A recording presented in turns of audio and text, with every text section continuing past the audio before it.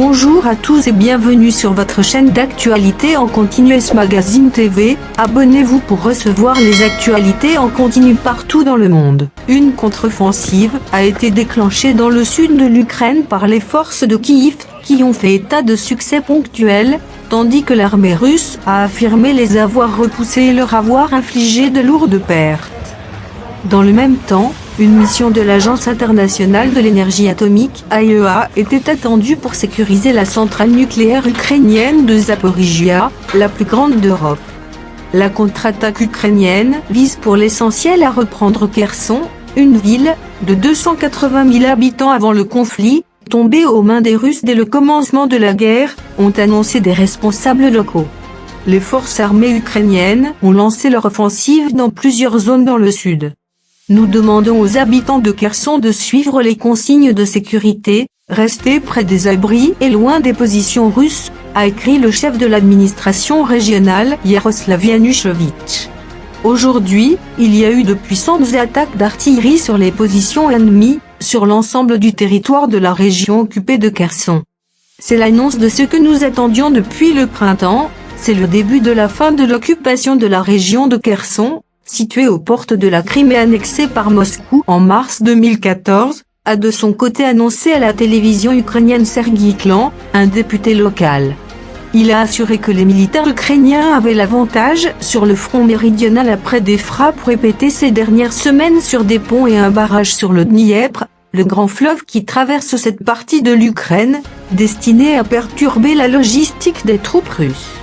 Le groupement militaire ukrainien Kakhovka a quant à lui dit observer la retraite d'une unité de combattants séparatistes pro-russes de ses positions dans la région.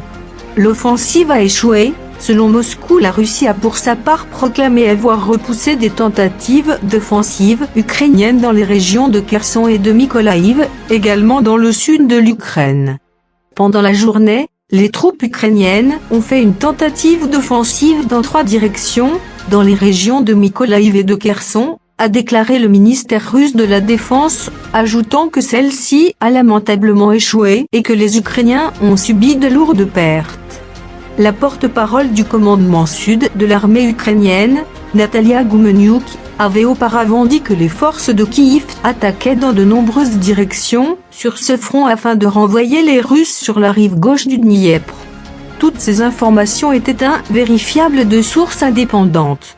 L'Ukraine est en train de reprendre ce qui est à elle et reprendra tout au final, les régions de Kharkiv, Louhansk, Donetsk, Zaporijia, Kherson, la Crimée, les eaux de la mer Noire et de la mer d'Azov, a martelé dans son message quotidien du soir le président ukrainien Volodymyr Zelensky.